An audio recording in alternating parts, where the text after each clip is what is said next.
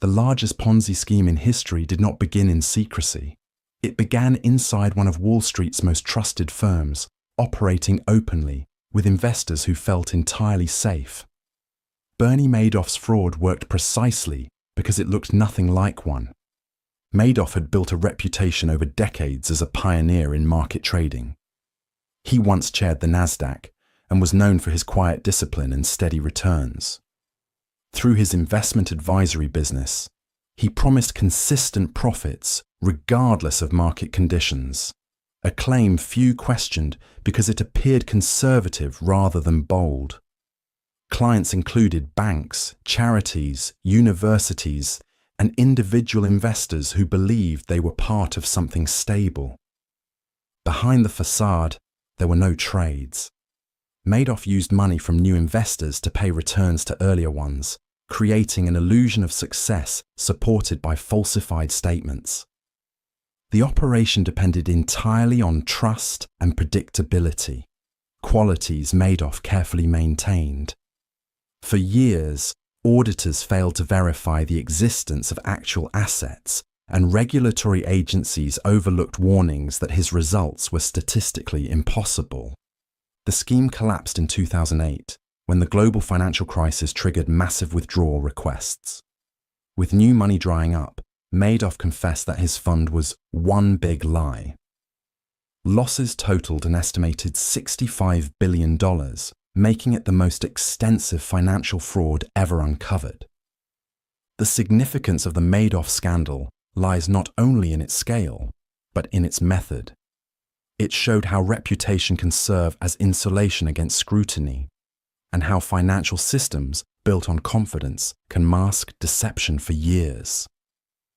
The case redefined investor skepticism and reshaped oversight, but it also left a quieter legacy, the realization that transparency, even when promised, is only as reliable as the will to verify it.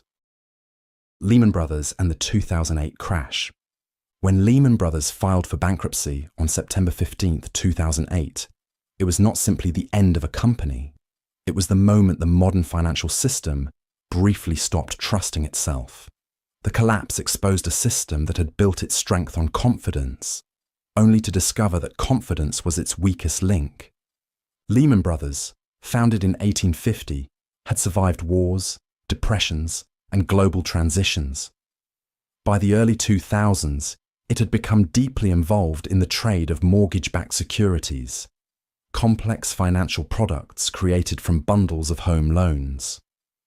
As the US housing market expanded, these assets appeared safe and profitable. Banks repackaged them, earned fees, and borrowed heavily against their rising value. Risk seemed diversified, but in truth, it was only dispersed, spread thinly, not eliminated. When housing prices began to fall, the foundation cracked. Mortgage defaults rose, the value of these securities collapsed, and firms that depended on them faced sudden insolvency. Lehman had taken on extraordinary leverage, amplifying both gains and losses. As creditors pulled away, its balance sheet became unsustainable. Negotiations for rescue failed, and the firm entered bankruptcy with over $600 billion in liabilities, the largest in US history. The aftermath rippled across global markets. Panic froze credit, banks stopped lending, and entire economies contracted.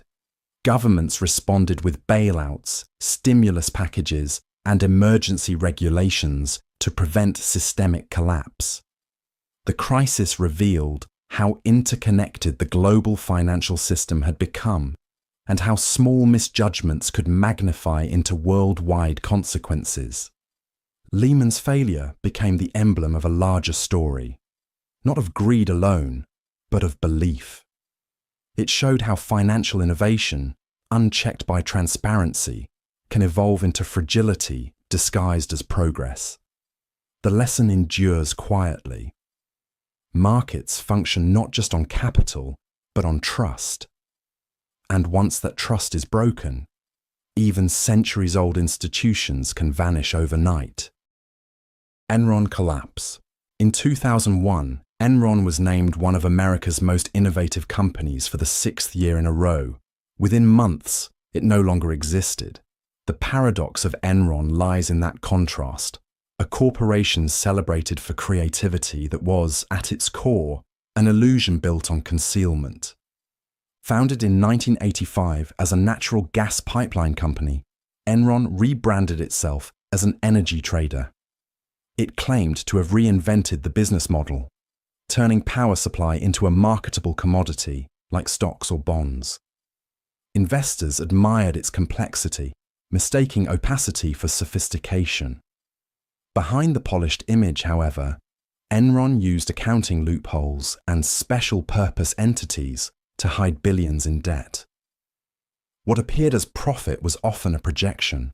The company's leadership, including CEO Jeffrey Skilling and Chairman Kenneth Lay, cultivated a culture that prized short-term gains and stock performance over transparency.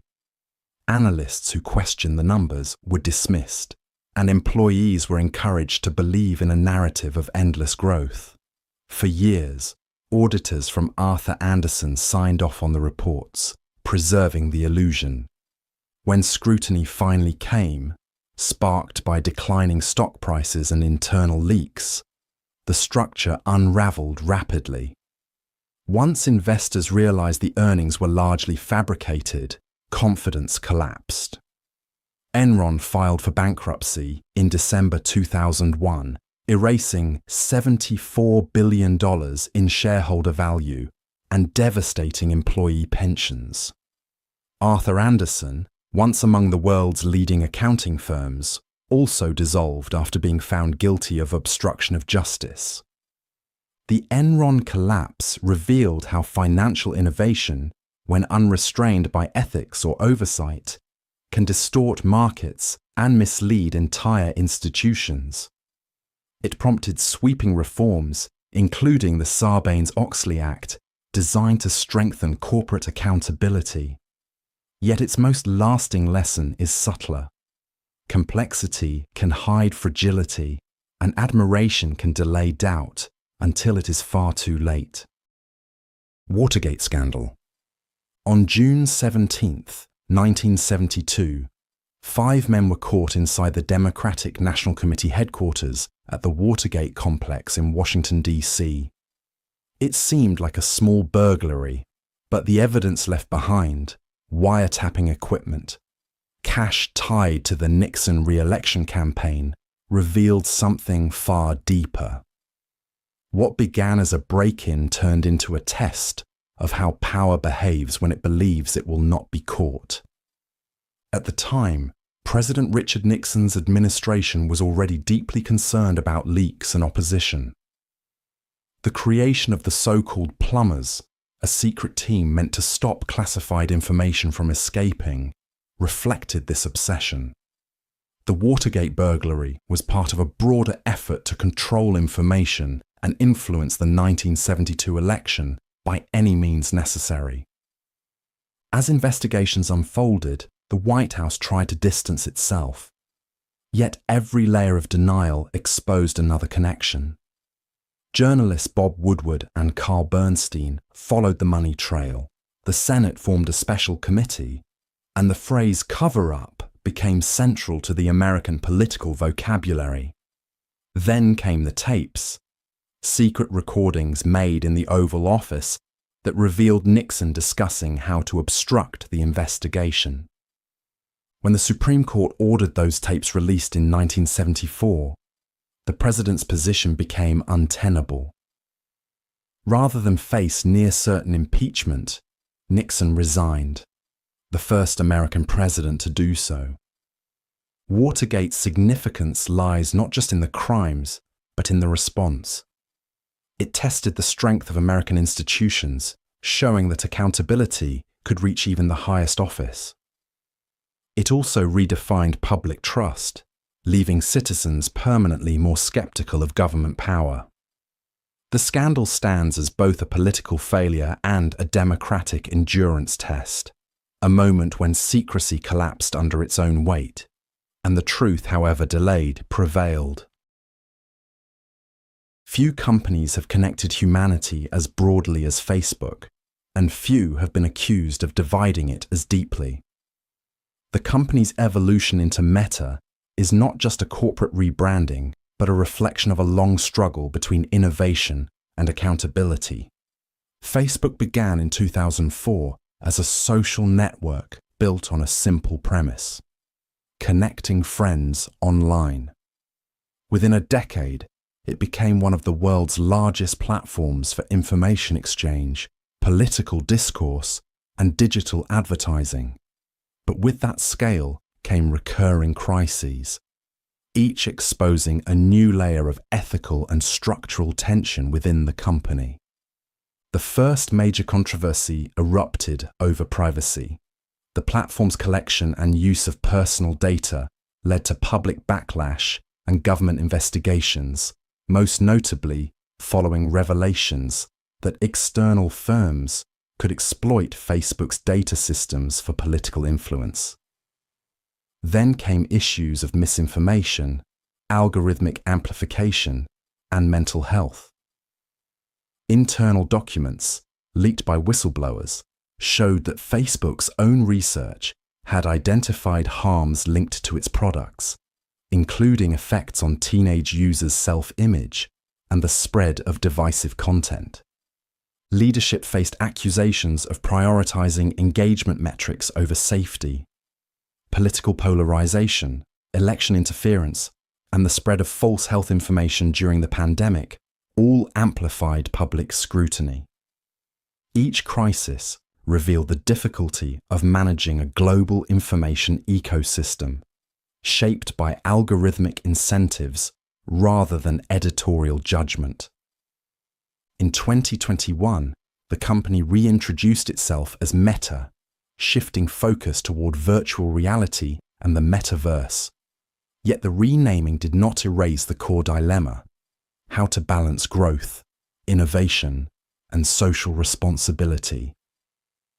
The Facebook Meta scandals collectively represent not one failure, but a systemic pattern, an ongoing test of whether technology designed to connect people can avoid exploiting their attention in the process. A company that built its identity on engineering precision was undone by a line of code. The Volkswagen emissions scandal revealed that deception can be automated, that technology designed for efficiency can just as easily conceal truth. Volkswagen had positioned itself as a leader in clean diesel, promoting vehicles that balance performance with environmental responsibility. The image was compelling: power without pollution.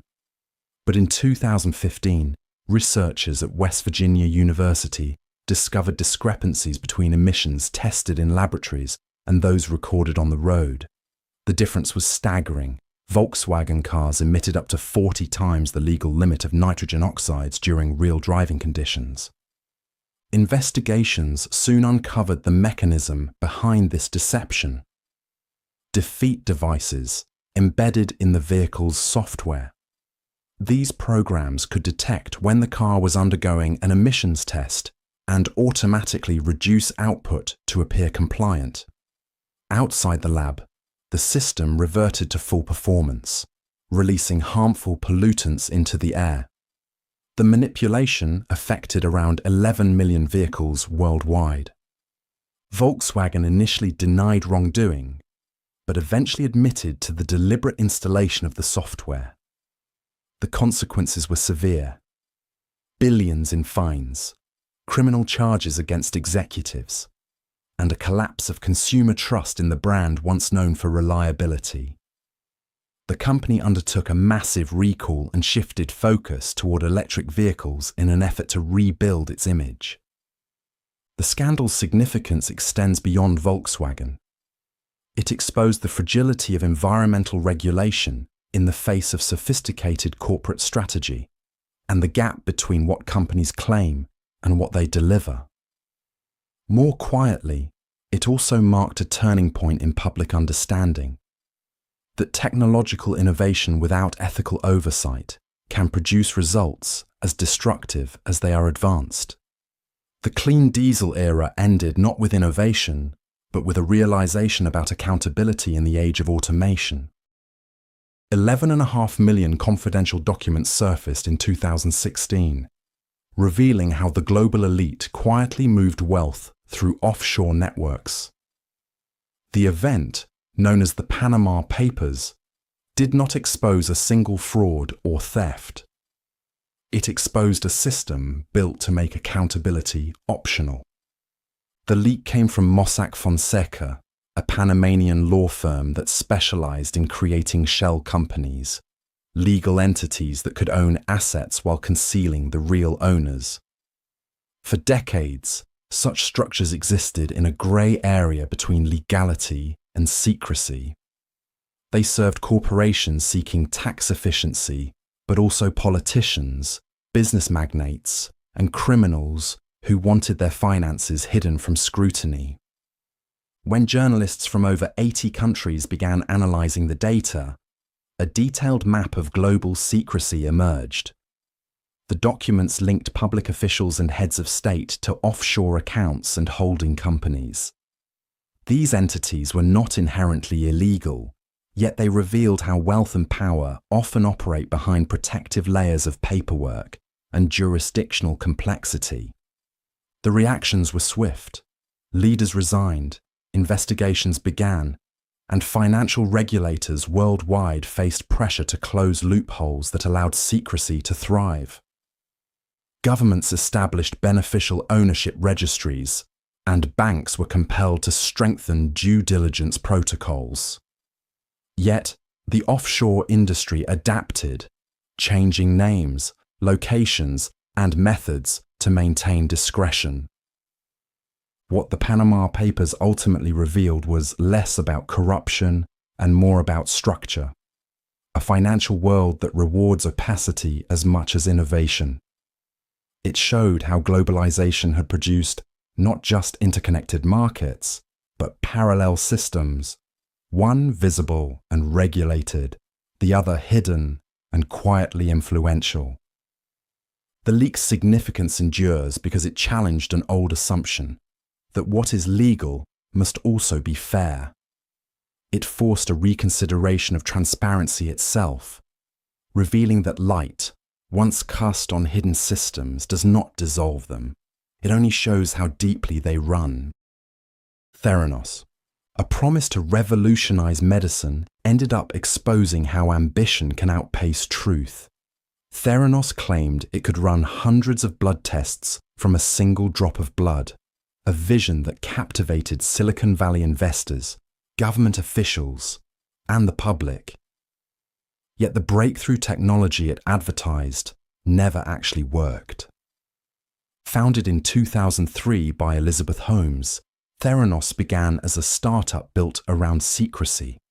Its core device, the Edison machine, was said to make traditional labs obsolete. Investors were drawn to the idea of faster, cheaper diagnostics that could democratize healthcare. Partnerships with major pharmacies and glowing media coverage cemented Holmes's image as a visionary in the mold of tech pioneers. Behind closed doors, the company's scientific foundation was unstable. Tests often produced inaccurate results, and employees raised internal concerns that were dismissed or silenced. Instead of admitting the limitations, Theranos used conventional machines while presenting data as though it came from its own technology. Regulatory inspections and whistleblower reports gradually exposed the gap between its claims and reality.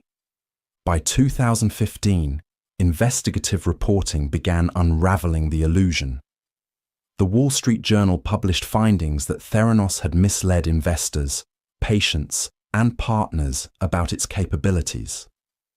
The company's valuation, once $9 billion, collapsed, and criminal charges followed against Holmes and former President Sunny Balwani for fraud and conspiracy.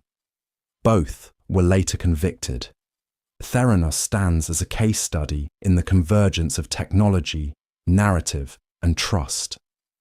It revealed how the language of innovation can obscure the need for evidence and how belief in disruption can sometimes replace verification. The scandal also reshaped attitudes toward private startups, reminding investors and the public that transparency is not a constraint on progress, it is its precondition. The FTX collapse. In November 2022, a cryptocurrency empire valued at $32 billion collapsed in less than a week. The fall of FTX revealed a paradox at the center of modern finance. Even in a decentralized world built on code, old patterns of trust and mismanagement still decide who loses everything. FTX was founded in 2019 by Sam Bankman-Fried, a former Wall Street trader who promised to bring transparency and efficiency to digital assets. The platform grew rapidly, attracting institutional investors, celebrity endorsements, and political influence. It was presented as the reliable face of crypto, a bridge between traditional finance and the blockchain future. Behind this image, however, FTX's financial foundation was deeply intertwined with its sister company, Alameda Research. Customer deposits were quietly diverted to cover Alameda's trading losses and speculative investments. The companies maintained the appearance of separation, but operated with shared funds, blurred governance, and almost no internal oversight. The crisis began when a leaked balance sheet revealed that much of Alameda's value rested on FTX's own token, FTT, essentially a self-issued currency propping up both firms. Confidence evaporated. A wave of withdrawals followed, and within days, FTX was insolvent. Bankruptcy filings exposed billions in missing customer funds, unsecured debts, and chaotic record-keeping. The implications reached far beyond crypto markets. Regulators began re-examining the promise of decentralized finance, investors questioned unchecked innovation, and the public witnessed a familiar truth. Technological revolutions do not eliminate human error, they often magnify it. The FTX collapse did not end cryptocurrency, but it forced a reckoning about its structure and culture. It marked the moment when an industry that prided itself on independence learned that transparency is not built by code alone.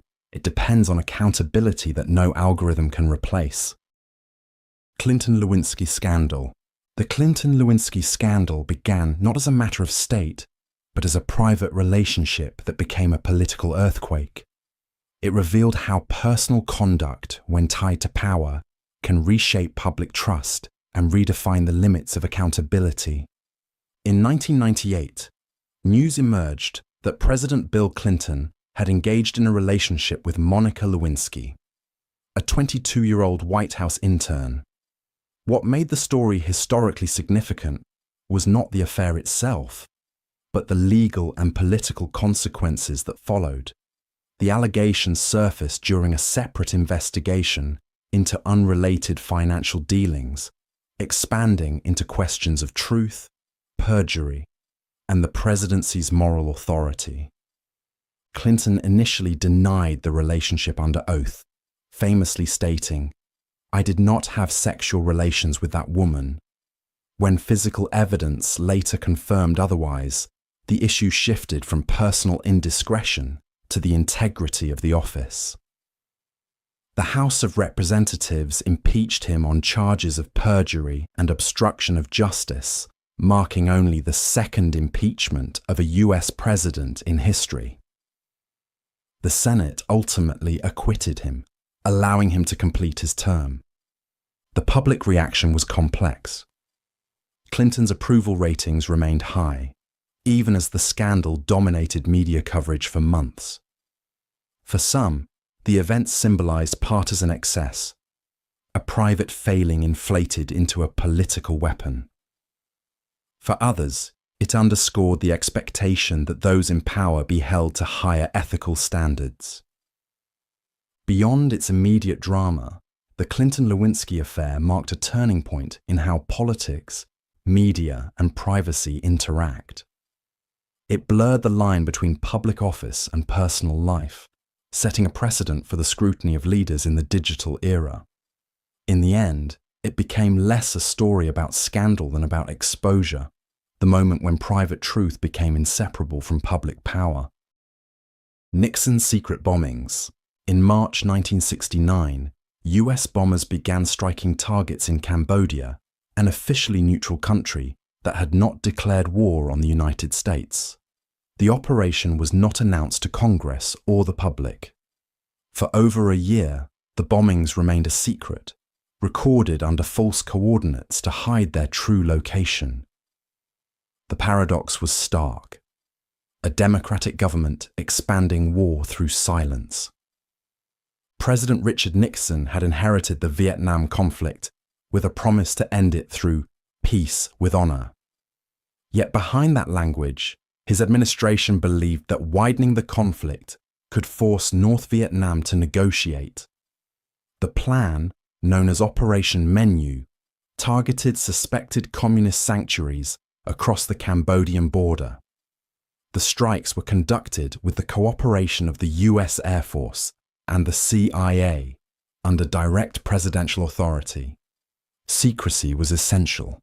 Pentagon records were falsified, and orders bypassed traditional chains of command. Even high-ranking military officials and members of Congress were unaware of the full scope. Between 1969 and 1973, hundreds of thousands of tons of bombs were dropped, causing extensive civilian casualties and destabilizing Cambodia's fragile government. The truth emerged gradually through leaked documents and congressional investigations. When the existence of the bombings became public, it intensified opposition to the Vietnam War and raised fundamental questions about executive power. The revelations contributed to the erosion of trust in Nixon's leadership, linking directly to the broader crisis of credibility that would later culminate in Watergate. The secret bombings stand as an example of how government can wage war in the absence of transparency, and how secrecy, once institutionalized, reshapes the relationship between leaders and citizens. In the end, what was intended as a show of control became evidence of its limits. Proof that hidden wars, however justified internally, cannot remain invisible forever. Brazil's Operation Car Wash, a routine investigation into money laundering at a car wash in Brasilia, uncovered one of the largest corruption networks in modern history. Operation Car Wash, or Lava Jato, began with small financial irregularities, but it soon revealed a system that linked Brazil's political elite, major corporations, and state institutions in a cycle of bribery and influence. The investigation started in 2014, when prosecutors traced suspicious payments through a currency exchange business operating out of a gas station and car wash. Those transactions led to executives at Petrobras, Brazil's state-controlled oil company, who had accepted bribes from construction firms in exchange for inflated contracts. Profits from those deals were funneled into political campaigns, ensuring continued protection and access. As investigators followed the money, the scope widened. Dozens of high-profile figures, including former presidents, ministers, and CEOs, were implicated. The operation became a national reckoning, challenging a culture of political patronage that had endured for decades. Internationally, it reached across Latin America, exposing parallel schemes involving Brazilian contractors in multiple countries. Yet, as the investigation expanded, so did controversy. Critics accused prosecutors and Judge Sergio Moro of overreach, selective prosecution, and political bias. In 2019, leaked messages suggested coordination between investigators and judges, raising doubts about judicial neutrality. While Operation Car Wash achieved historic convictions, many were later overturned, and its methods became as divisive as its findings. The scandal's legacy is paradoxical. a story of both exposure and erosion. It demonstrated that institutions could challenge entrenched power, but also that the pursuit of justice, when politicized, risks undermining the very rule of law it seeks to defend.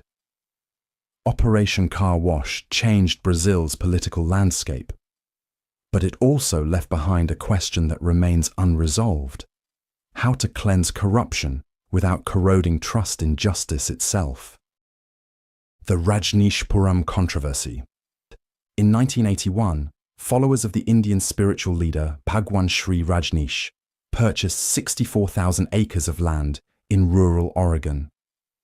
Their goal was to build a utopian city, Rajneeshpuram, founded on meditation, self-expression, and communal living. Within a few years, it became one of the most unusual social experiments in modern American history, and one of its most divisive. Rajneesh's movement had grown rapidly in the 1970s, attracting thousands of Westerners seeking spiritual renewal outside traditional religion. In Oregon, the group constructed a self-sufficient commune with homes, schools, farmland, and even an airport. But its expansion soon drew conflict with local residents and state authorities. What began as a philosophical movement evolved into a political and legal confrontation. The Rajneeshis sought political influence to protect their community, attempting to take control of nearby Wasco County through local elections. In pursuit of that goal, some members resorted to covert and unlawful tactics. In 1984, followers orchestrated a bioterror attack by contaminating salad bars in the Dalles with salmonella, sickening more than 700 people, the first such attack on US soil. Others engaged in wiretapping, immigration fraud, and plots against public officials. By 1985, internal tensions and federal investigations dismantled the community. Rajneesh was arrested for immigration violations and deported, while several of his close aides faced criminal charges. Rajneeshpuram was abandoned, leaving behind a legacy of fascination and unease. The Rajneeshpuram controversy remains a paradox, a movement rooted in spiritual liberation that collapsed under the weight of control and secrecy. It revealed how the pursuit of idealism can mutate when isolation, power, and fear intersect. More broadly, it stands as a reminder that utopias, when built without restraint or transparency, often expose not enlightenment, but the human impulse to dominate in the name of transcendence. Lockheed bribery scandal. In the 1970s, one of America's largest defense contractors quietly admitted to paying millions in bribes to foreign officials. The Lockheed bribery scandal revealed how business interests, cloaked in diplomacy, could shape global politics as effectively as military power itself. Lockheed Corporation, known for producing advanced aircraft like the F-104 starfighter, faced financial strain during the Cold War. To secure international contracts, company executives authorized secret payments to government officials in countries including Japan, Italy, the Netherlands, and West Germany. The sums were not minor, over $22 million distributed to influence purchasing decisions for military aircraft. The scandal came to light in 1976 through investigations by the US Senate, led by Senator Frank Church. The findings implicated political leaders across several nations. In Japan, Prime Minister Kakue Tanaka was accused of accepting over $1 million in bribes to facilitate aircraft sales, leading to his arrest and eventual conviction. In the Netherlands, Prince Bernhard, husband of Queen Juliana, faced allegations of receiving payments that forced him to relinquish official duties. Similar repercussions followed across Europe and Asia. For Lockheed, the damage was both reputational and financial. The revelations exposed the blurred boundary between corporate competition and political manipulation during an era when defense contracts were synonymous with national pride. The company's executives claimed they acted under pressure to match practices common in global arms trading, a defense that only deepened concern about industry norms. The fallout prompted the United States to adopt the Foreign Corrupt Practices Act in 1977, criminalizing the bribery of foreign officials by American companies. The Lockheed scandal thus reshaped international business ethics, marking the moment when corporate conduct abroad became a matter of public accountability rather than private negotiation. Charles Ponzi and the original scheme, before the term even existed, a man in Boston had already invented it. Charles Ponzi didn't just create a financial scam, he gave a name to a recurring feature of modern ambition: profit built on confidence rather than substance. Ponzi arrived in the United States as an Italian immigrant with few resources, but immense charm. His idea seemed both novel and legitimate, profiting from international postal reply coupons by exploiting differences in currency values. It sounded plausible enough to attract investors who were eager for quick returns in the post-war boom. The mechanism, however, was a facade. No large-scale trading ever occurred. Instead, Ponzi paid old investors with money from new ones. Each repayment reinforced the illusion of success, drawing in even more participants. Newspapers celebrated him as a financial prodigy, while ordinary people mortgaged their homes to invest. For a time, it worked, not because the system was sustainable, but because belief itself created temporary stability. The unraveling came when auditors exposed that Ponzi's holdings of postal coupons were negligible compared to the vast sums he owed. Within months, his empire collapsed, leaving thousands ruined and trust in local banks shaken. He was convicted of fraud, later deported, and spent the rest of his life pursuing failed ventures that mirrored his first. The enduring relevance of Ponzi's story lies not in its mechanics, but in its psychology. His scheme required no complex instruments, only optimism, imitation, and timing. It revealed how financial systems, even when regulated, remain vulnerable to the same human forces that powered his illusion. The name Ponzi scheme endures not as a relic of history, but as shorthand for an enduring truth. The easiest currency to counterfeit is trust itself. The McDonald's hot coffee lawsuit myth. Few legal cases have been more widely misunderstood than the McDonald's hot coffee lawsuit. What became a symbol of frivolous litigation began paradoxically as a story of corporate negligence and distorted public perception. In 1992, Stella Liebeck, a 79-year-old woman from New Mexico, bought a cup of coffee from a McDonald's drive-thru. While parked, she attempted to remove the lid to add cream and sugar and accidentally spilled the coffee onto her lap. The liquid caused third-degree burns over 16% of her body. She was hospitalized for 8 days and required skin grafts. The coffee's temperature was the key issue. McDonald's served it at about 180 to 190 degrees Fahrenheit, far hotter than typical home-brewed coffee, hot enough to cause severe burns within seconds. Liebeck initially sought compensation for medical expenses, but McDonald's refused, offering only a small settlement. Her case went to trial, where evidence showed that the company had received more than 700 previous burn complaints and had chosen not to lower the temperature. The jury awarded her compensatory damages and, controversially, punitive damages meant to penalize corporate disregard for safety. The final amount was later reduced, and the case was settled privately. However, media coverage simplified the narrative.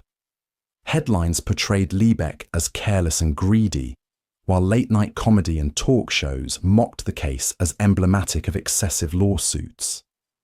The deeper context, corporate accountability and consumer safety was lost in the cultural retelling. The hot coffee myth endures as a cautionary tale, but not in the way it's often told. It shows how public opinion can turn a legitimate grievance into a punchline, and how complex issues, when filtered through media shorthand, can redefine truth itself. What began as a legal case ended as a reflection of collective misunderstanding. The Y2K turn of the millennium, humanity feared not a weapon or disease, but a calendar. The Y2K panic captured a rare moment when global anxiety centered on something purely technical: the possibility that computers would fail to recognize the year 2000. For decades, software developers had used 2 digits to represent years, 99 instead of 1999, to save memory in an era when storage was expensive. As the new millennium approached, experts realized that when the year turned to 00, systems might read it as 1900, potentially disrupting everything from banking to aviation. The concern wasn't irrational. Critical infrastructure, including power grids and air traffic control, relied on code that could misinterpret dates, causing system crashes or data corruption.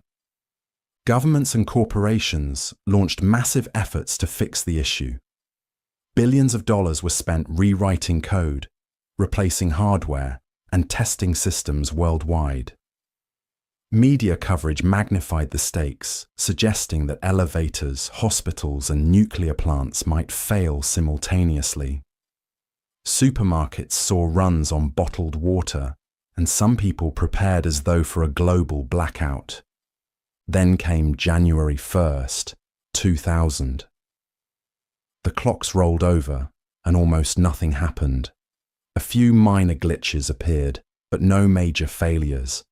The absence of disaster led many to mock the panic as overblown. Yet for engineers, the uneventful transition was proof that the coordinated response had worked. The problem had been prevented precisely because it was anticipated. The Y2K episode remains a study in perception and prevention. It demonstrated how invisible systems underlie modern life, and how public fear can both distort and drive responsible action, whether remembered as a false alarm or a quiet triumph of foresight. Y2K marked a turning point, the moment the world first realized that its dependence on technology could make even time itself a potential source of crisis. Michael Jackson allegations. Fame can amplify genius, but it can also distort accountability. The allegations surrounding Michael Jackson revealed how celebrity itself can complicate truth, turning legal battles into global spectacles where facts, emotion, and myth blur together.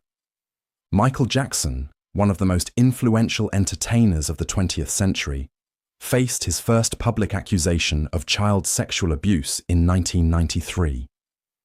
The case, brought by the family of 13-year-old Jordan Chandler, was settled out of court for an undisclosed sum, fueling public debate over whether the payment implied guilt or exhaustion.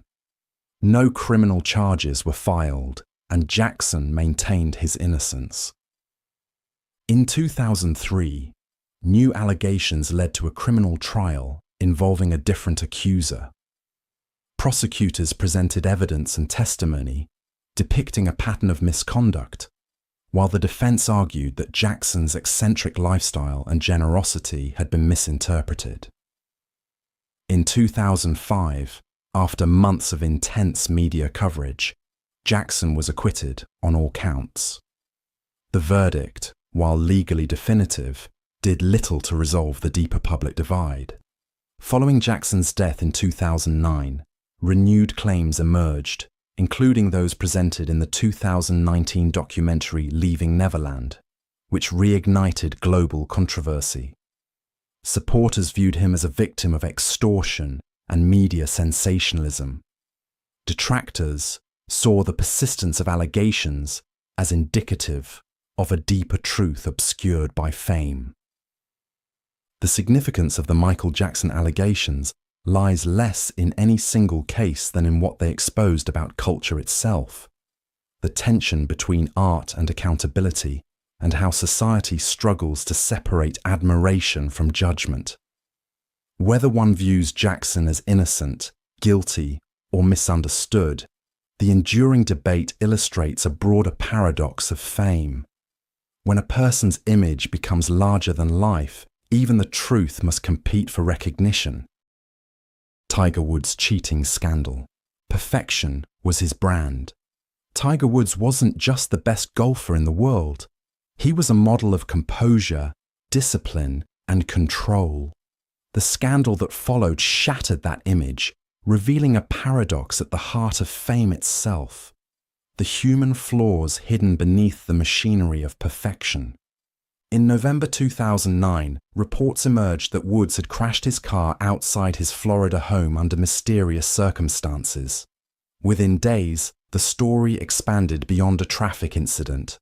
Tabloids and major outlets began uncovering evidence of multiple extramarital affairs, contradicting the carefully constructed public persona that had defined his career. Woods, who had built his reputation on focus and restraint, suddenly faced an avalanche of scrutiny. His silence initially fueled speculation, but when he eventually admitted to transgressions, the narrative shifted from curiosity to collapse. Sponsors withdrew contracts, tournaments distanced themselves, and the world watched as one of the most admired athletes of his generation withdrew from professional golf to seek treatment for what he described as personal failings. The scandal's impact was not limited to his reputation. His dominance on the golf course faded. Injuries and personal struggles compounded his absence from the sport.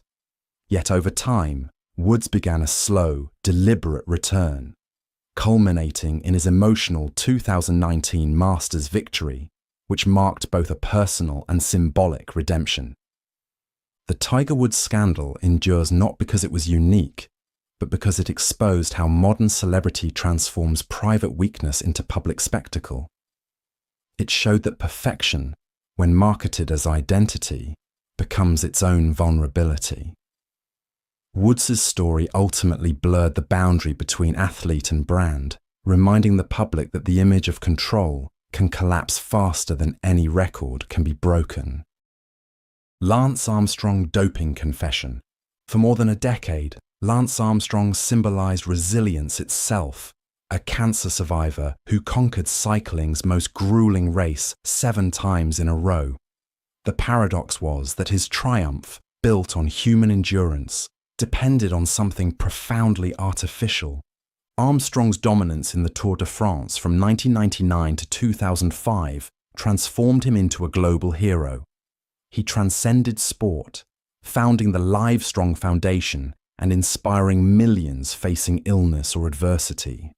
Behind the public image, however, he led one of the most sophisticated doping operations in professional athletics. Using erythropoietin, EPO, blood transfusions, and other performance-enhancing methods, Armstrong and his team maintained an appearance of invincibility that no rival could match.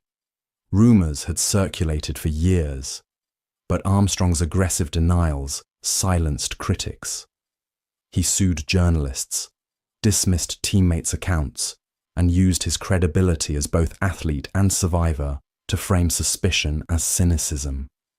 Yet, in 2012, the US Anti-Doping Agency released an extensive report detailing systematic doping by Armstrong and the US Postal Service team. Stripped of his titles and banned for life, he finally admitted the truth in a 2013 televised interview with Oprah Winfrey, describing the pattern as one big lie. The confession ended one story and began another. Armstrong's fall reshaped public trust not only in cycling, but in the ideal of athletic heroism itself. The revelation that even a narrative of perseverance could be engineered raised broader questions about the cost of success and the psychology of winning. Armstrong's legacy now exists in contradiction. A man whose physical recovery inspired millions, but whose deception redefined the meaning of victory. His scandal revealed that the greatest contests in sport are not fought on roads or fields. They unfold within the tension between ambition and integrity. O.J. Simpson trial. Few criminal trials have blurred the line between justice and spectacle as completely as the O.J. Simpson case. What began as a double homicide investigation evolved into a national mirror, reflecting race, fame, and distrust in American institutions all at once. On June 12, 1994, Nicole Brown Simpson and Ronald Goldman were found murdered outside Brown's Los Angeles home. Within days, suspicion centered on O.J. Simpson, a celebrated former football star turned actor and cultural icon. His attempted flight in a white Ford Bronco, televised live to millions, signaled that this would not be an ordinary case. It became a public event, part legal proceeding, part cultural phenomenon.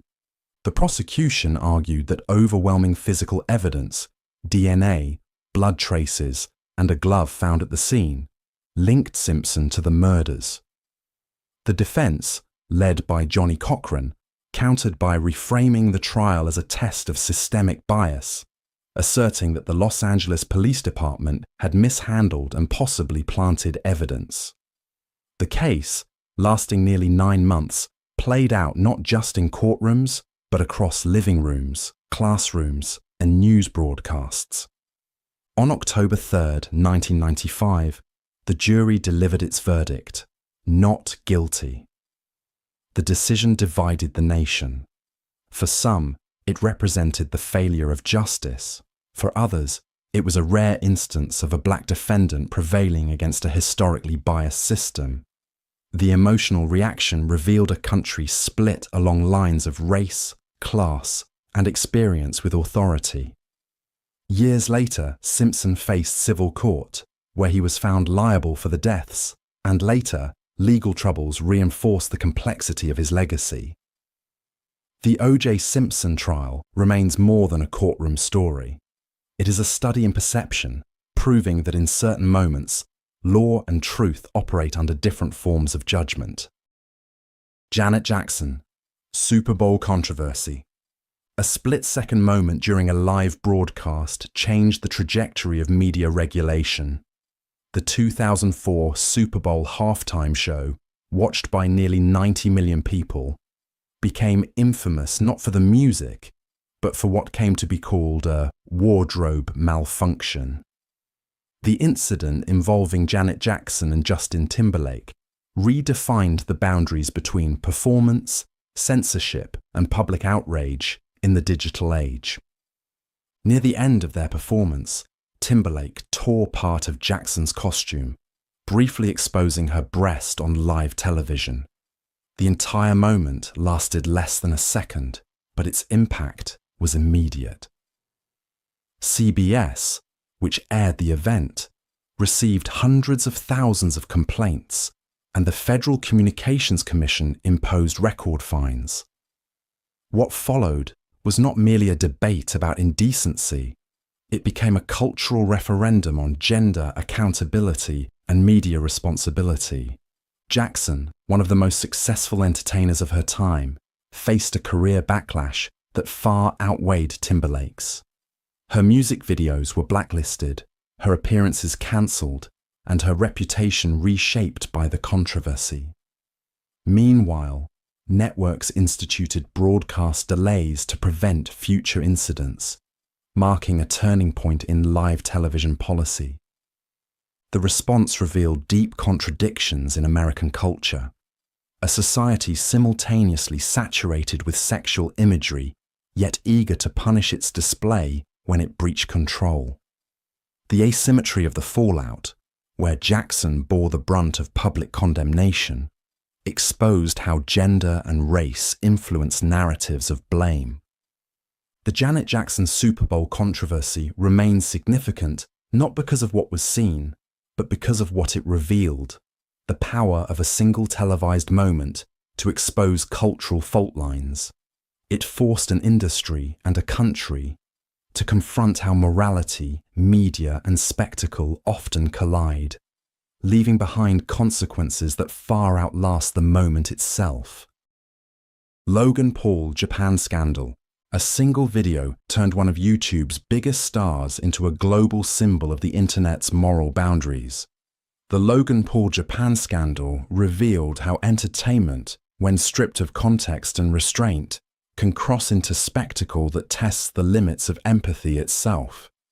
In December 2017, Logan Paul, then among YouTube's most influential creators, visited Japan's Aokigahara forest, widely known as a site associated with suicide. During filming, his team encountered a deceased individual. Instead of stopping the recording, Paul included graphic footage of the body in a vlog titled, "We Found a Dead Body in the Suicide Forest." The video, uploaded to his channel, was viewed millions of times before being removed. The backlash was immediate and widespread. Critics condemned the act as exploitative and deeply disrespectful not only to the victim and their family, but also to Japan's cultural sensitivities surrounding death. Mental health organizations denounced the video for its insensitivity, while creators across the platform accused Paul of prioritizing shock value over human decency. YouTube responded by suspending his projects and removing him from its preferred advertising program, signaling a rare instance of public accountability in the platform's early influencer era. Paul issued multiple apologies and took a hiatus, later attempting to rebuild his reputation through philanthropic messaging and professional reinvention.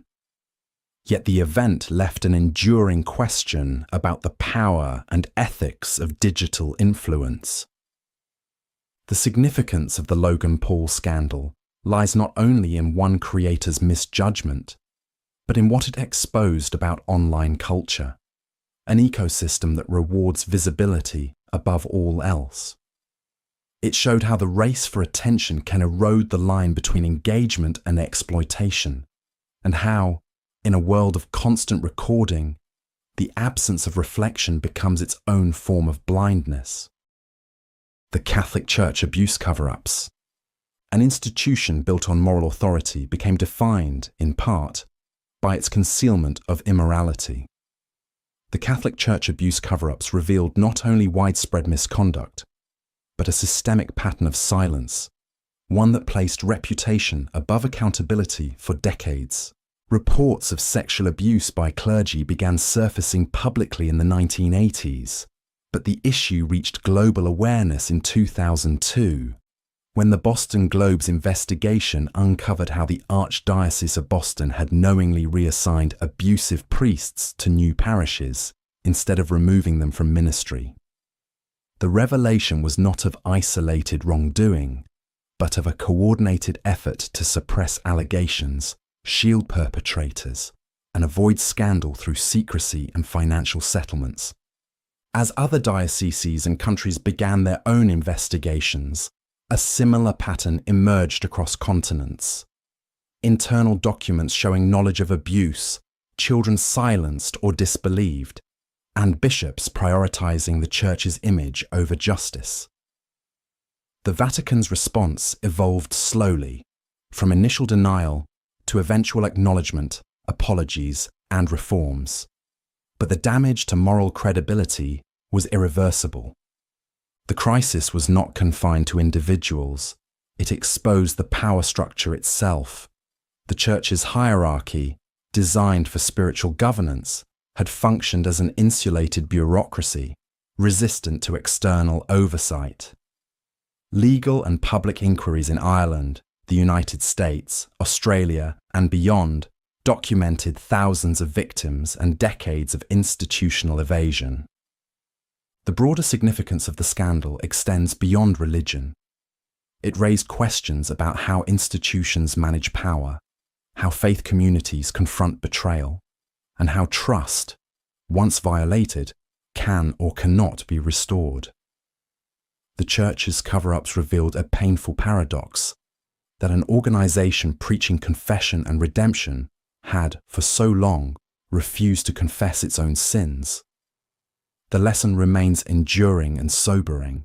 Moral authority cannot survive where transparency is treated as a threat. Bhopal gas tragedy. A single night in December 1984 transformed an industrial city into the site of one of the world's deadliest chemical disasters.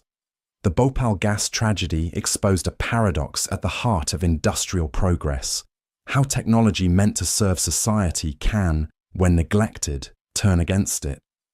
At the Union Carbide pesticide plant in Bhopal, India, water entered a storage tank containing methyl isocyanate, a highly toxic chemical used in pesticide production.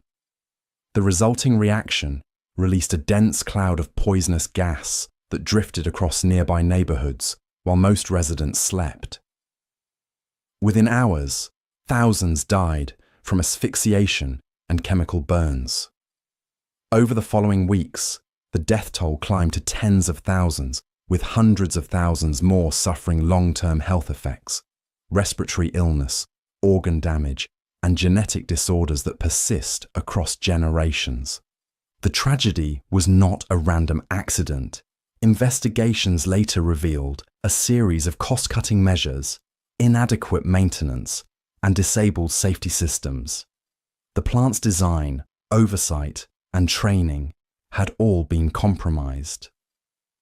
Union Carbide, an American company, argued that local mismanagement caused the disaster, while survivors and advocates pointed to systemic negligence and unequal standards for industrial safety between developed and developing nations. Legal battles stretched over decades.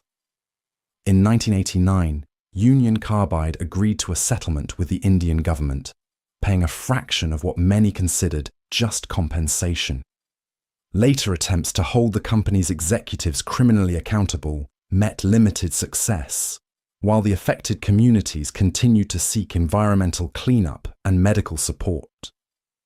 The Bhopal disaster stands as more than a tragedy.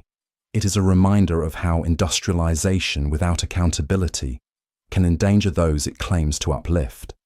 It remains a symbol of imbalance, where economic ambition outpaces ethical responsibility, and where the cost of progress is measured in human lives. Chernobyl, the world's worst nuclear accident, began not with an explosion, but with a test.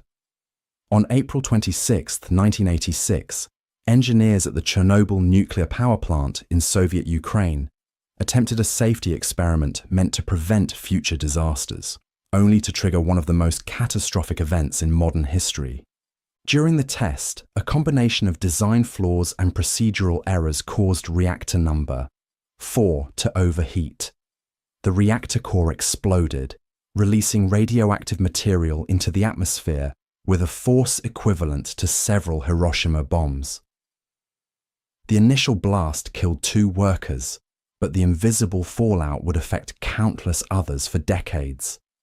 Firefighters, unaware of the radiation's intensity, rushed to extinguish the flames, many succumbing within days to acute radiation sickness. Soviet authorities initially concealed the scale of the disaster. It was only when radiation alarms went off in Sweden, more than 1,000 kilometers away, that the world realized something had gone wrong. Evacuation of nearby Pripyat came 36 hours later, by which time exposure levels were already severe. The delayed response reflected a broader system of secrecy that prioritized image over truth, a defining feature of late Soviet governance. In the months that followed, more than 100,000 people were relocated. The surrounding area was declared an exclusion zone, a frozen monument to technological ambition gone awry. Studies estimate thousands of deaths linked to radiation exposure, though precise numbers remain uncertain due to inconsistent reporting and political suppression. Chernobyl became more than an industrial failure. It symbolized the limits of state control in the face of scientific reality. The disaster reshaped global energy policy, accelerated the Soviet Union's loss of credibility, and redefined how the world measures the cost of progress. In Chernobyl's silence today, the paradox remains, a lesson built on the ruins of human certainty. The FIFA corruption scandal.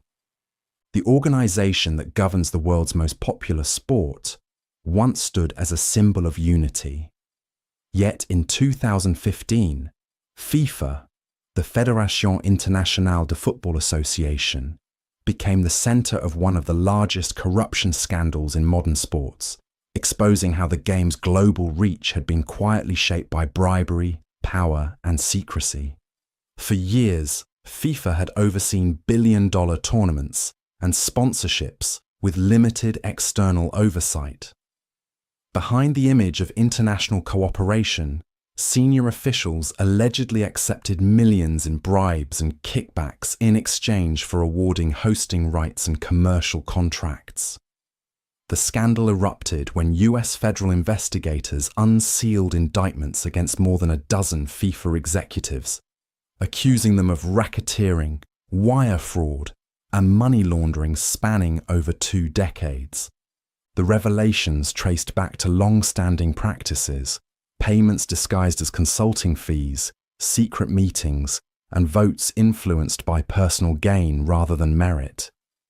The awarding of the 2018 and 2022 World Cups to Russia and Qatar drew particular scrutiny, raising questions about political influence and ethical standards within global sports governance. In response, Swiss police arrested officials during a FIFA conference in Zurich, triggering a wave of resignations and suspensions. Longtime President Sepp Blatter eventually stepped down amid mounting pressure, denying direct involvement but acknowledging institutional failures. The ensuing investigations led to reforms within FIFA, new ethics committees, term limits, and transparency measures. But skepticism persisted about whether structural change could undo decades of ingrained corruption. The FIFA corruption scandal underscored a deeper paradox, that an organization built to celebrate fair play had itself become compromised by its own success. It revealed how power, when consolidated behind closed doors, can distort even the most universal of human activities. The game continued, but the illusion of purity surrounding its governance did not. Boeing 737 MAX crisis. 2 crashes, 5 months apart, brought down not only airplanes, but one of the most trusted names in aviation. The Boeing 737 MAX crisis revealed how the pursuit of efficiency and market dominance could compromise the very foundation of safety that defined modern flight. In October 2018, Lion Air Flight 610 plunged into the Java Sea minutes after takeoff, killing all 189 on board. In March 2019, Ethiopian Airlines Flight 302 crashed under similar circumstances, claiming 157 lives. Both accidents involved Boeing's 737 MAX 8, an updated version of its best-selling jet.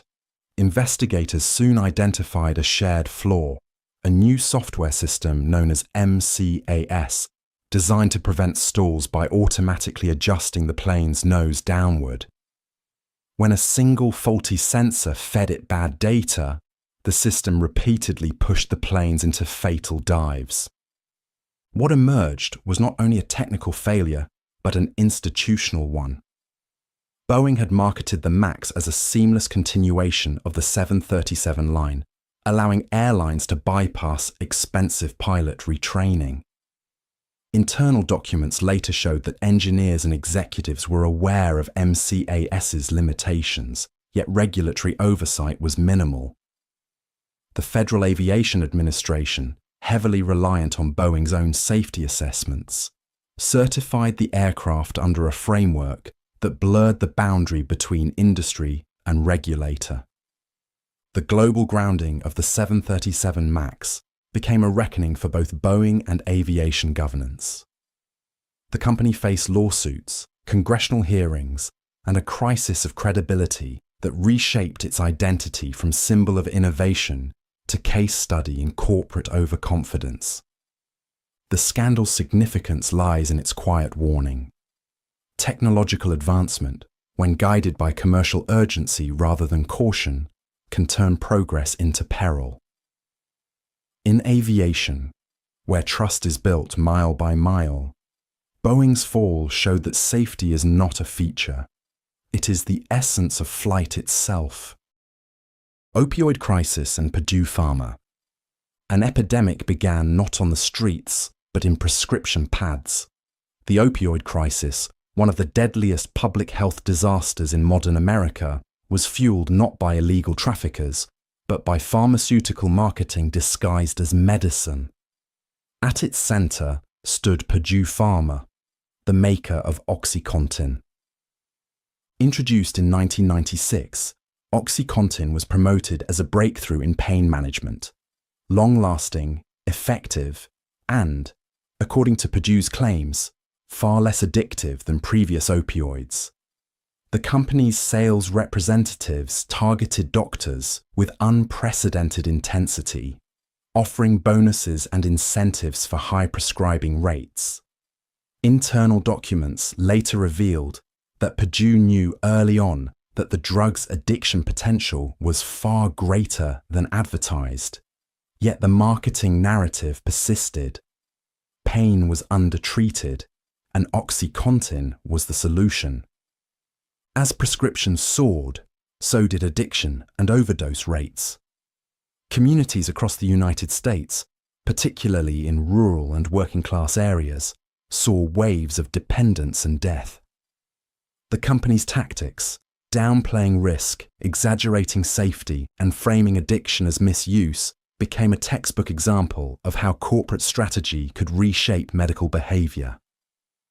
By the 2010s, lawsuits mounted. Investigations uncovered a decades-long pattern of deception. Purdue pleaded guilty to federal charges of misbranding and fraud, paying billions in settlements. The Sackler family, which owned the company, became synonymous with moral and legal accountability in the pharmaceutical industry. Despite financial penalties and public outrage, the societal damage, millions of addictions, hundreds of thousands of deaths, could not be undone. The opioid crisis exposed a profound fracture between profit and public health. It showed how trust in science, medicine, and regulation can be exploited through persuasion rather than force. Purdue's downfall was not just a corporate scandal. It was a warning that influence, when disguised as care, can devastate a generation while pretending to heal it. Modern influencer scams and NFT grifts. The digital age promised democratized opportunity, but it also created a new kind of con artist. Modern influencer scams and NFT grifts emerged from a culture where trust, once built on expertise or credibility, became measured by visibility alone. Influencers, armed with vast audiences and the illusion of authenticity, began promoting investment schemes and digital assets they scarcely understood or never intended to support. From cryptocurrency projects to NFT collections, many endorsements promised community, innovation, or financial freedom. Instead, followers often found themselves holding worthless tokens after orchestrators vanished overnight. These so-called rug pulls weren't crimes of stealth, but of persuasion, conducted in full view under the language of empowerment and progress. The rise of NFTs in particular blurred lines between art, speculation, and marketing. Celebrities and creators sold digital images for millions, backed by blockchain technology said to revolutionize ownership. Yet behind the hype were recycled tactics, artificial scarcity, false exclusivity, and emotional appeal. Some projects quietly disappeared, others collapsed under their own inflated expectations, leaving investors disillusioned and regulators scrambling to define the boundary between innovation and deception. What made these schemes uniquely modern was not just their digital form, but their social architecture. Audiences trusted personalities over institutions, making influence itself the commodity. The same platforms that rewarded engagement also enabled exploitation. Where enthusiasm could be monetized faster than accountability could catch up. The influencer and NFT scandals reveal a paradox at the heart of online culture. When every follower becomes potential capital, authenticity becomes negotiable. These grifts were not simply financial crimes. They were cultural experiments in credibility, showing how easily confidence can replace evidence in a world that moves too quickly to verify truth. The murder of Rasputin. Few deaths have been described with such fascination as that of Grigory Rasputin, the mystic whose influence over Russia's royal family made him both indispensable and intolerable. His murder in December 1916 symbolized a nation's unraveling faith in its rulers and its descent into chaos. Rasputin, a peasant turned spiritual advisor, gained the trust of Tsarina Alexandra after claiming to ease the suffering of her hemophiliac son, Alexei. Over time, his proximity to the Romanov family transformed him into a lightning rod for public anger. Rumors of corruption, decadence, and moral decay spread through St. Petersburg, painting Rasputin as both a manipulator and a symptom of imperial decline. A group of nobles, convinced that his death would save the monarchy, plotted his assassination. On the night of December 29th, they invited him to the home of Prince Felix Yusupov. Accounts of what followed became legend: poisoned wine, multiple gunshots, a struggle that refused to end easily. Though many of these details were exaggerated, what remains certain is that Rasputin was killed and his body discarded into the icy Neva River. Ironically, his death achieved the opposite of what his assassins intended. The monarchy, already unstable, lost its last symbolic shield against popular fury. Within months, the Romanov dynasty collapsed and Russia plunged into revolution. Rasputin's story, stripped of myth, revealed a deeper truth: that political decay often seeks a scapegoat rather than reform. The murder of Rasputin was less about one man's power than about the empire's fragility. In eliminating him, the conspirators removed not the cause of corruption, but its mirror. His death stands as a quiet warning from history that when a system rots from within, the removal of a single figure cannot cleanse what has already begun to fall apart. Princess Diana's death and royal cover-ups. Fame had made her the most photographed woman in the world, and it also ensured that her death would never be treated as simple tragedy. Princess Diana's fatal car crash in Paris on August 31st, 1997, became a defining event in the modern relationship between royalty, media, and public trust. Diana's life had long existed in the glare of scrutiny. Her marriage to Prince Charles, their separation, and her growing independence reshaped how the British monarchy was perceived. Less as a sacred institution, more as a family under observation. When her car struck a pillar in the Pont de l'Alma tunnel while being pursued by paparazzi, it seemed both a private accident and a public reckoning. Initial reports blamed excessive speed and the driver's intoxication, but inconsistencies in evidence and the secrecy surrounding the royal response fueled decades of suspicion. Questions arose about delayed medical aid, missing surveillance footage, and the role of British intelligence. Official investigations, including Operation Paget in 2006, found no evidence of foul play, concluding it was an accident caused by reckless driving. Yet, for many, the findings resolved little. The quiet dignity of official explanations could not compete with the public's lingering sense that something deeper had been concealed. The monarchy's muted reaction to Diana's death intensified public outrage. The Queen's silence in the days following contrasted sharply with the collective grief sweeping Britain. That tension exposed an institution unprepared for emotional transparency in an age of global visibility. The story of Diana's death endures not because of its mystery, but because it forced a monarchy and a nation to confront the limits of privacy in a public life. It revealed how modern icons can outgrow the institutions that created them, leaving behind a legacy both luminous and permanently unresolved.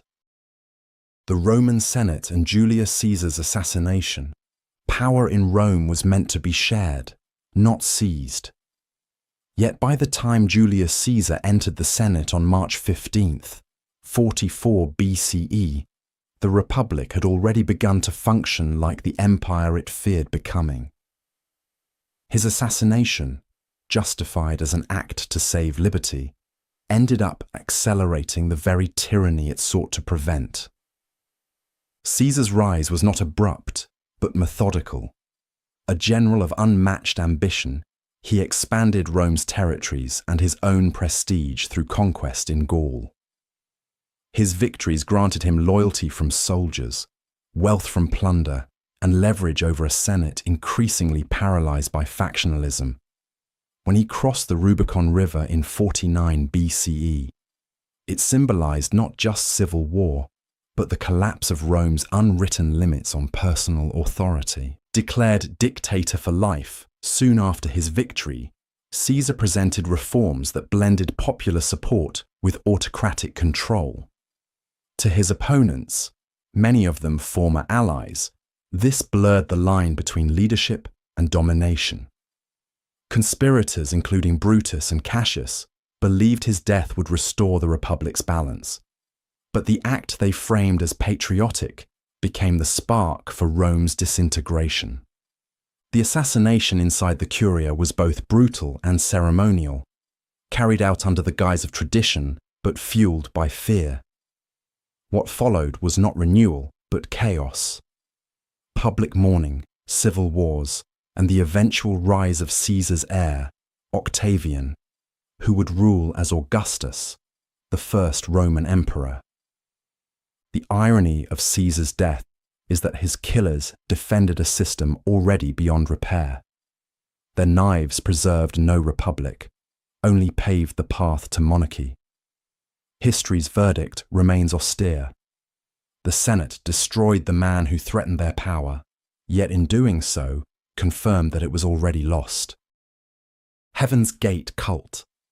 When police entered the rented mansion in Rancho Santa Fe, California in March 1997, they found 39 people lying peacefully in identical black clothing and sneakers.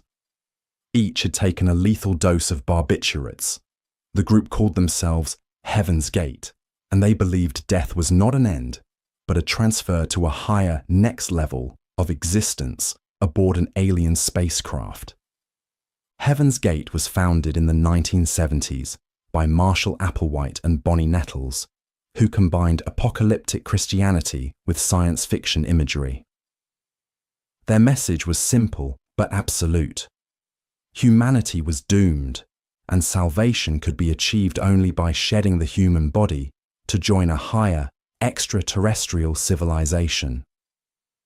Over 2 decades, they gathered a small but intensely devoted following, people who surrendered possessions, families, and identities to pursue what they believed was a form of spiritual evolution.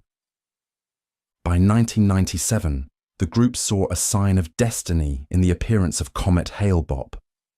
They interpreted it as the vehicle for their ascension. Applewhite, increasingly convinced that their time on Earth had expired, led the group through a ritual of preparation and farewell. Their departure, meticulously planned and synchronized, reflected not chaos, but conviction. What made Heaven's Gate disturbing was not just the act itself, but the calm coherence behind it. The members were not coerced, but persuaded by a belief system that offered meaning in an indifferent world. Their suicide challenged the boundary between faith and delusion, autonomy and manipulation.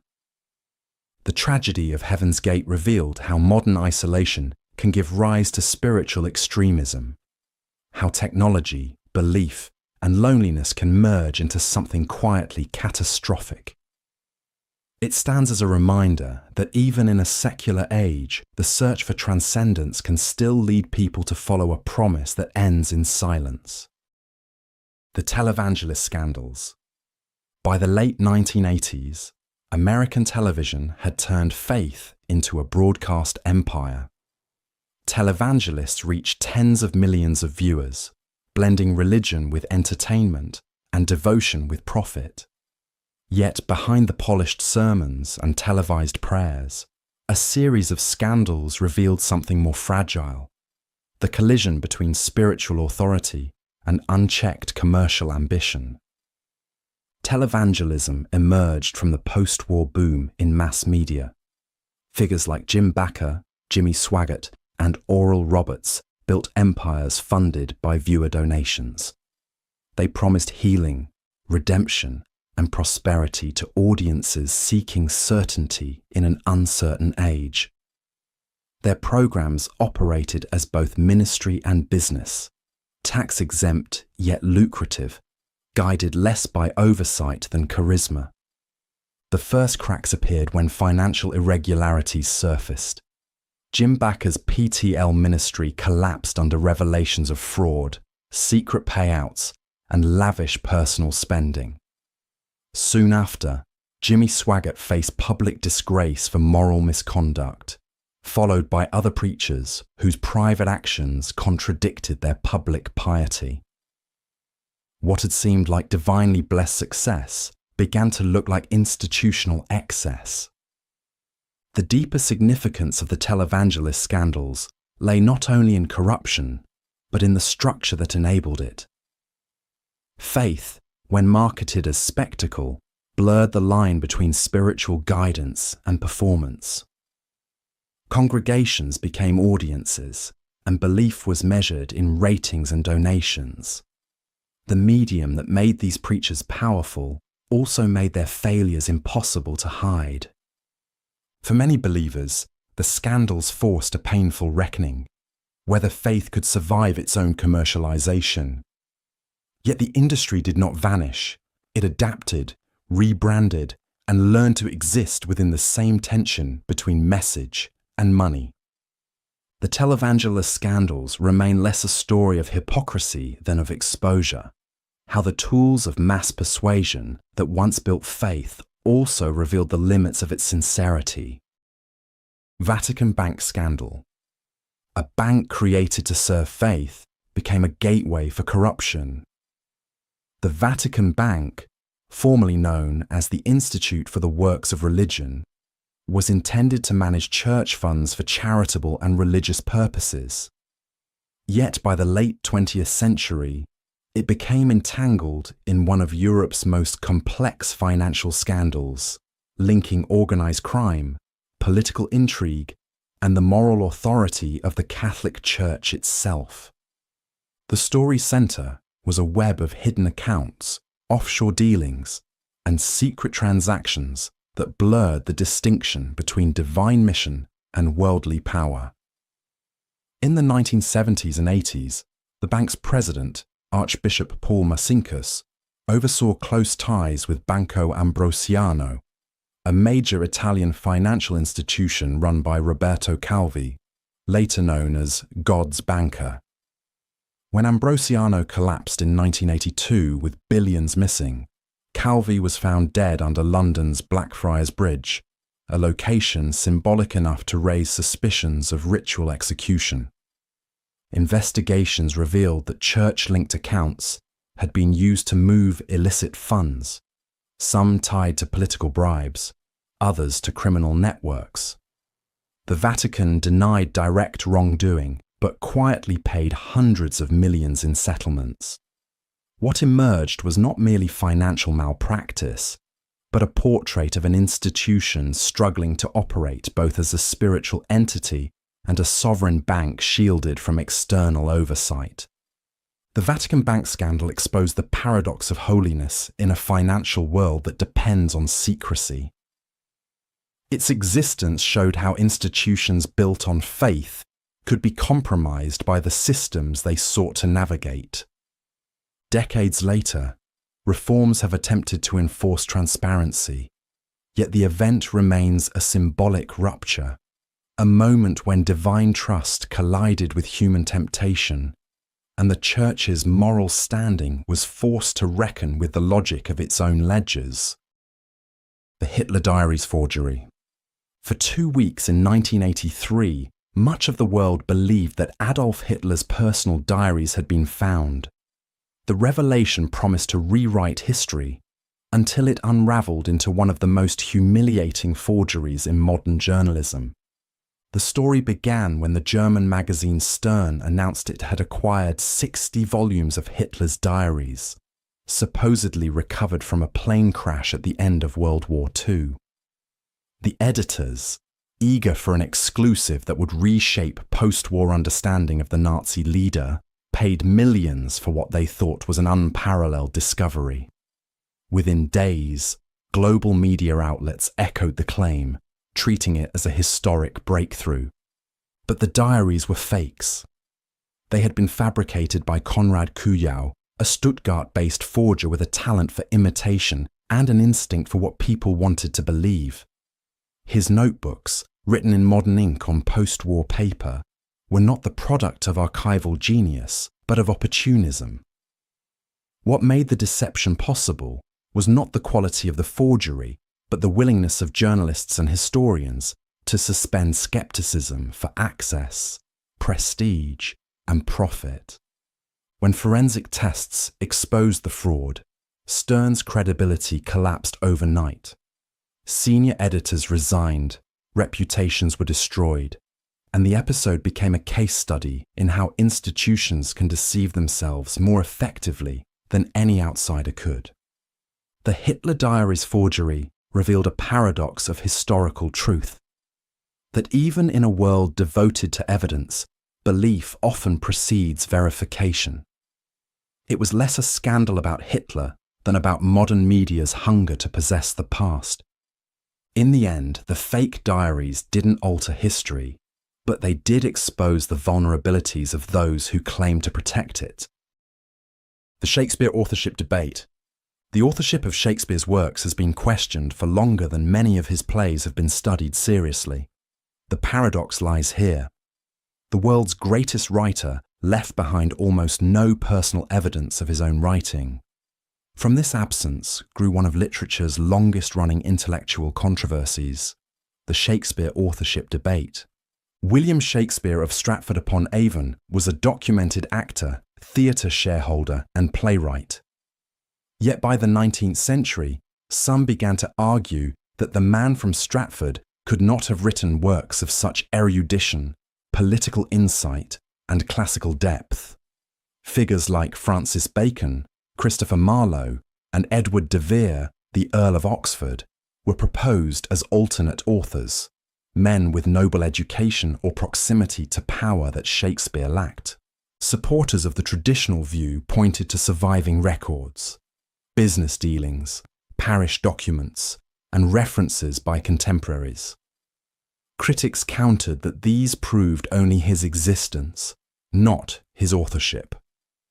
The debate became a reflection of class and intellect, whether genius required privilege or whether imagination alone could produce universality. What began as scholarly skepticism evolved into cultural mythology. The debate drew novelists, philosophers, and even US Supreme Court justices into its orbit. Each camp constructed its own logic. Some saw a hidden code of aristocratic secrecy. Others, a simple story of a gifted man whose life left few traces. The Shakespeare authorship debate reveals less about the playwright himself and more about the unease with human creativity, that something so vast could emerge from someone so ordinary. In the end, the controversy endures not for lack of evidence, but because it reflects an enduring human impulse to search for mystery where genius seems too improbable to explain. 87 million people unknowingly contributed to one of the largest data breaches in history, not through hacking, but through routine use of social media. The Cambridge Analytica scandal revealed that the boundaries between public sharing and private information had quietly dissolved long before anyone noticed.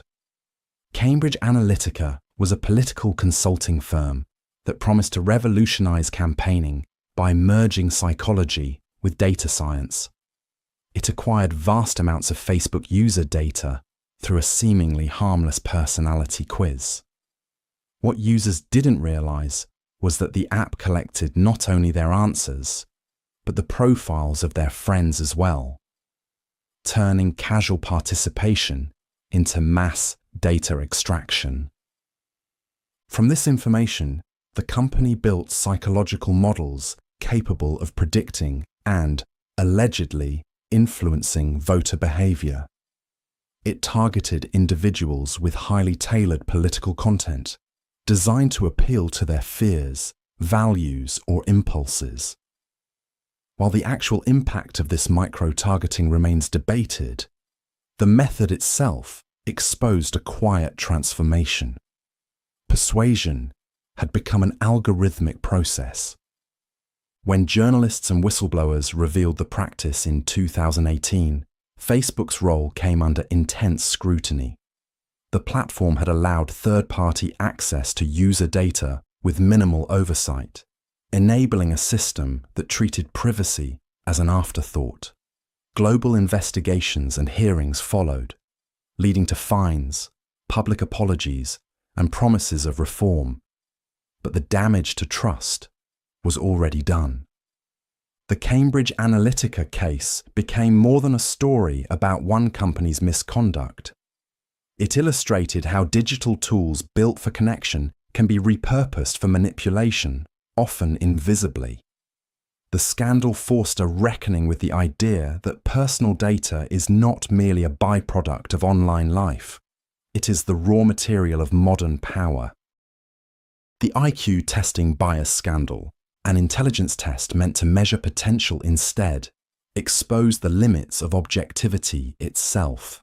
The IQ testing bias scandal revealed how a tool created to quantify intellect became a reflection of social and cultural assumptions rather than pure ability. When Alfred Binet developed the first intelligence tests in early 20th century France, his intent was diagnostic, to help identify children needing educational support.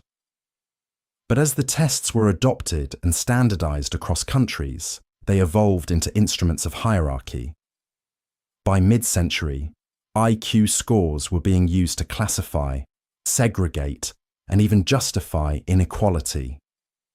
The supposed neutrality of numbers hid the biases embedded within them: linguistic familiarity, cultural context, socioeconomic exposure, and educational access all shaped results. Controversy intensified during the 1960s and 70s, when psychologists and civil rights groups began to expose systemic bias in standardized testing. Studies revealed that test designs favored dominant cultural norms, effectively penalizing those from minority or disadvantaged backgrounds. The 1969 publication of Arthur Jensen's paper, arguing that genetic differences explained IQ disparities, ignited global outrage as it blurred the line between science and prejudice. Legal battles soon followed, including Larry P. v. Riles, 1979, which banned biased IQ testing of black students in California schools. The scandal was not about one test or theory, but about the illusion of impartial measurement. It forced psychology, education, and policy to confront a deeper question: can intelligence ever be captured by a single metric? Over time, the debate reshaped the field. New approaches began to emphasize multiple forms of intelligence, cultural context, and the dangers of quantifying human worth. The IQ testing bias scandal stands as a reminder that data without reflection is not knowledge. It is power disguised as truth. The Pentagon Papers leak. The United States government once classified its own history. That, in essence, was the paradox of the Pentagon Papers, a secret record of policy decisions on the Vietnam War that revealed not new crimes, but a pattern of concealment. Commissioned in 1967 by Defense Secretary Robert McNamara, the Pentagon Papers were a 7,000-page internal study of US involvement in Vietnam, tracing decisions made across 4 administrations. They documented a widening gap between what leaders said publicly and what they knew privately.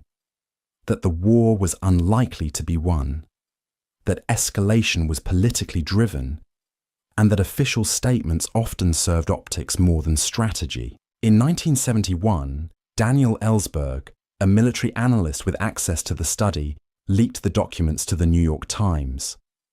When the paper began publishing excerpts, the Nixon administration sought an injunction, an unprecedented act of prior restraint. The case escalated to the Supreme Court, which ruled 6-3 in favor of the press, citing the public's right to know over the government's claim of secrecy. The scandal did not center on espionage or ideology, but on credibility. It marked a shift in how citizens perceived authority.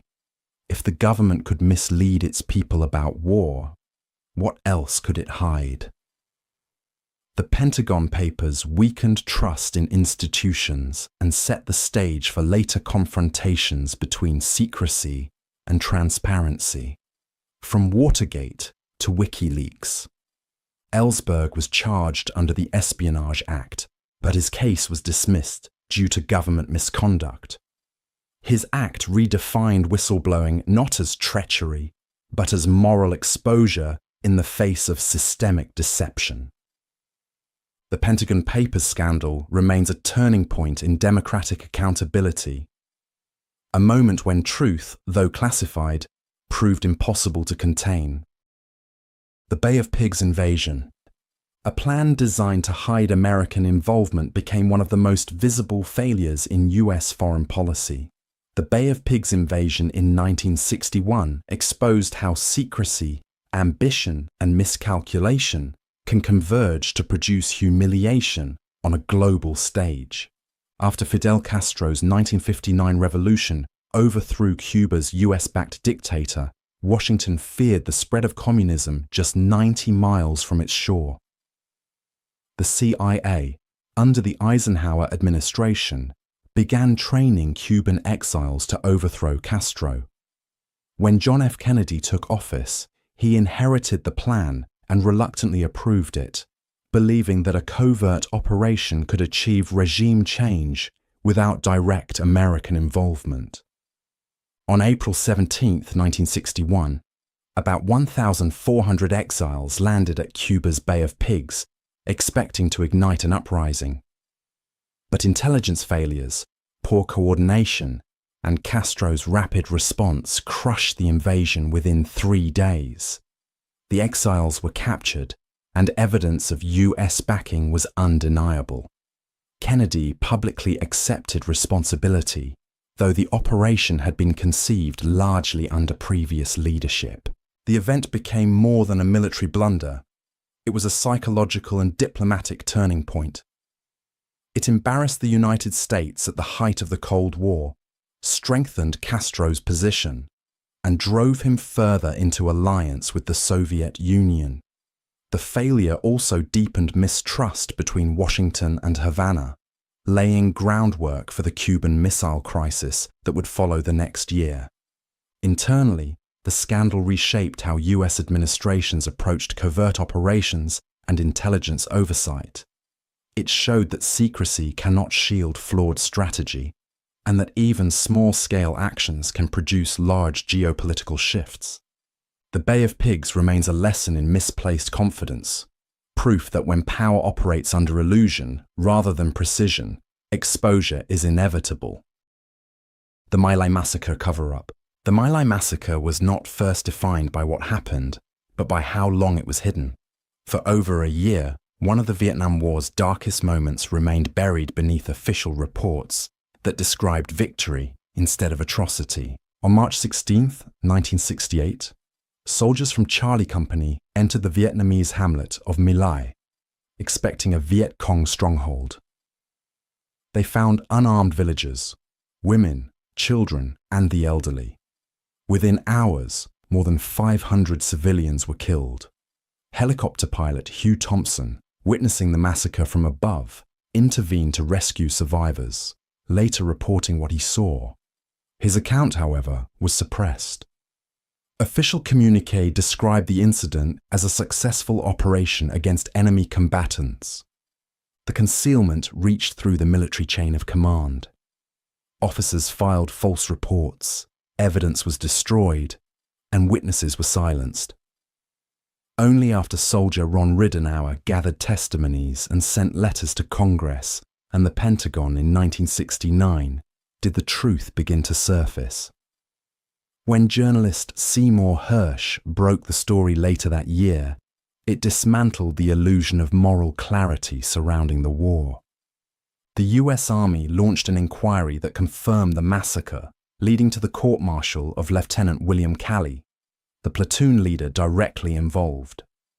He was convicted but served less than 4 years under house arrest, a punishment that symbolized both accountability and avoidance. The My Lai cover-up was not a single act of concealment, but a system preserving its own image.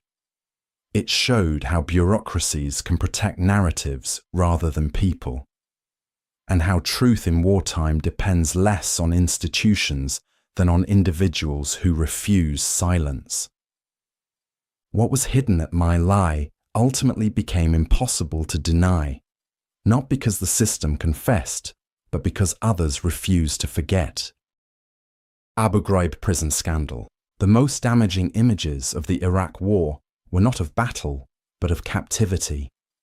In 2004, photographs from Abu Ghraib prison revealed US soldiers posing beside abused Iraqi detainees, smiling amid scenes of degradation. What had been a symbol of Saddam Hussein's tyranny had become evidence of American misconduct, and with it, a collapse of moral authority. Abu Ghraib was a former torture site under Hussein's regime, repurposed by US forces as a detention center after the 2003 invasion of Iraq. Thousands of prisoners were held there, often without charge. In theory, it was to serve as part of a system of interrogation aimed at extracting intelligence about insurgent activity. In practice, it became a site of chaos, humiliation, and unchecked power. Reports first surfaced in late 2003, but the world learned the details when CBS's 60 Minutes 2 broadcast leaked photographs the following April. The images, hooded detainees, naked bodies, leashes, and mocking grins, offered irrefutable proof of abuse. The US Army launched investigations that found violations of the Geneva Conventions and command failures at multiple levels. Several low-ranking soldiers, including Private Lindy England and Specialist Charles Grainer, were convicted. Yet critics argued that the culture enabling such behavior extended far higher, shaped by ambiguous directives in the broader War on Terror. The scandal became more than an episode of misconduct. It reshaped global perceptions of the United States. What was meant to be a mission of liberation now appeared as an occupation marred by hypocrisy. Abu Ghraib entered the lexicon as shorthand for the corrosion of principle under the strain of war. No photograph from the conflict showed combat, but each one showed power, stripped of its pretense. WorldCom accounting fraud. WorldCom's collapse in 2002 revealed a paradox of modern capitalism. A company could appear prosperous not by creating value, but by fabricating it on paper. At its height, WorldCom was the second largest long-distance telecommunications firm in the United States, worth over $180 billion. Within months, it became one of the largest bankruptcies in history, undone not by competition, but by arithmetic. Founded in 1983 and led by CEO Bernard Ebbers, WorldCom expanded rapidly through acquisitions, becoming a symbol of the telecom boom of the 1990s. As revenues began to stagnate, executives faced the pressure of maintaining Wall Street's expectations. Instead of admitting decline, the company concealed it, capitalizing ordinary expenses and inflating profits by over $11 billion. This manipulation made routine costs appear as investments, transforming losses into gains with the stroke of an accountant's pen. The fraud unraveled when internal auditors discovered irregular entries in 2002. Whistleblower Cynthia Cooper's findings exposed the scale of deception, prompting investigations by the Securities and Exchange Commission. The revelation wiped out tens of thousands of jobs and the retirement savings of employees and investors who had believed in WorldCom's artificial success. Ebbers was later convicted of fraud and conspiracy, sentenced to 25 years in prison. The WorldCom scandal did not merely expose an accounting failure, it revealed the fragility of financial trust. It demonstrated how corporate systems reward short-term performance over long-term integrity, and how the architecture of numbers can conceal rather than clarify economic reality. When trust becomes a tool for profit, transparency itself turns into risk. WorldCom's story remains a reminder that even in markets governed by logic, belief can be engineered and undone with equal precision. Validation. Script maintains neutrality, unique structural rhythm, and a distinct analytical framing from prior entries. Proceed. The Boeing-NASA safety cover-ups. The pursuit of progress often collides with the limits of safety. For decades, Boeing and NASA stood as symbols of engineering precision and human ambition. Yet beneath that reputation lay a pattern of withheld warnings, overlooked defects, and quiet compromises, decisions that would later expose the fragility of trust between science, industry, and the public. The Boeing-NASA safety cover-ups emerged gradually, not through a single event, but through an accumulation of choices. In the 1980s, investigations into the Challenger disaster revealed that NASA managers had ignored engineers' concerns about the O-ring seals in freezing temperatures. Years later, after the 2003 Columbia shuttle tragedy, similar findings surfaced: emails, reports, and internal warnings showing that safety engineers' alerts about foam insulation risks were dismissed to maintain schedules. Boeing, a longtime contractor and collaborator with NASA, shared in both the achievements and the systemic flaws. Over time, allegations grew that Boeing's commercial space projects, including work on the Starliner spacecraft, were marred by quality control failures and communication breakdowns, issues reminiscent of those found in its commercial aviation crises. The culture of meeting deadlines and budgets had, once again, eclipsed the culture of precaution. Multiple reviews across decades pointed to the same underlying problem: an environment where speaking up about safety was professionally risky, and where organizational pride too often outweighed transparency. The technical errors were complex, but the pattern was humanly familiar: warnings unheard, priorities misplaced, lessons delayed. The Boeing-NASA scandals did not only challenge aerospace accountability, they questioned the very idea of technological infallibility. In an era built on precision, they revealed how progress can falter when institutions mistake silence for stability. TikTok data privacy investigations, the most downloaded app of the 2020s, also became one of the most scrutinized. TikTok's rise from a short-form video platform to a global cultural force revealed more than the power of algorithms. It exposed how digital influence and data control had become inseparable. Owned by China-based ByteDance, TikTok grew to over 1 billion users worldwide within a few years. But as its influence expanded, so did questions about where its vast stores of personal data were going.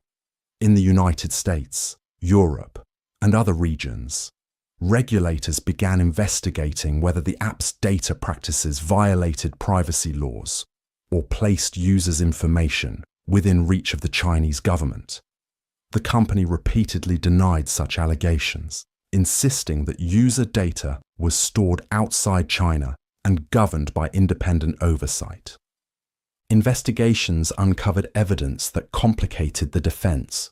Internal reports revealed instances where ByteDance employees had improperly accessed US user data, including that of journalists. Former employees described blurred boundaries between TikTok's operations and its parent company's data teams.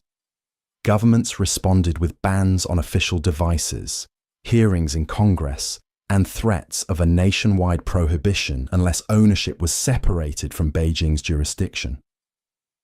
The TikTok investigations were less about a single breach and more about a shifting frontier, where social media, geopolitics, and surveillance economics intersected. In this new digital order, entertainment platforms had evolved into geopolitical assets, and privacy had become a currency traded across borders. The scandal's significance lies not only in what TikTok did, but in what it revealed: that the modern web no longer divides clearly between personal and political, or between play and power.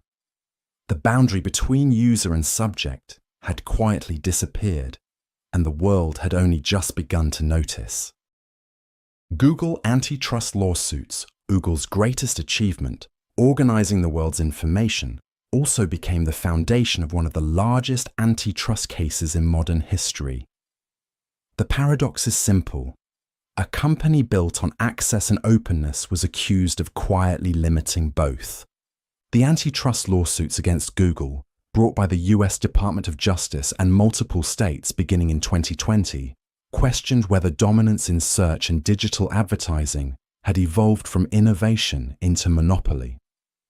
Prosecutors argued that Google's control over the pathways of the internet was no longer the result of merit, but of design, secured through exclusive contracts, default placements, and a self-reinforcing ecosystem that left little room for competition.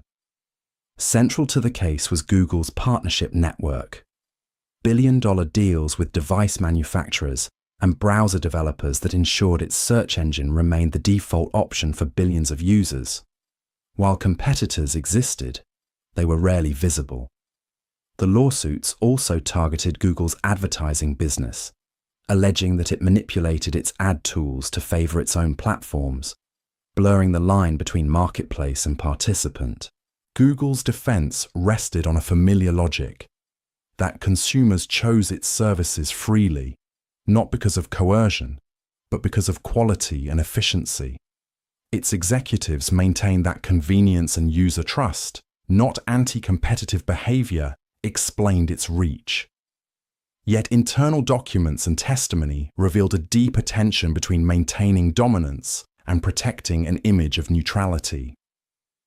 The Google antitrust cases reflect more than a legal battle. They mark a turning point in how societies define digital fairness.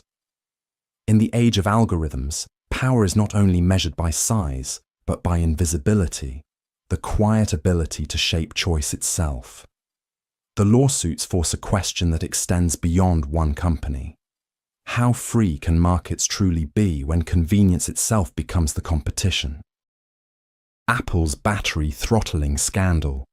A company celebrated for innovation was accused not of breaking its products, but of quietly slowing them down.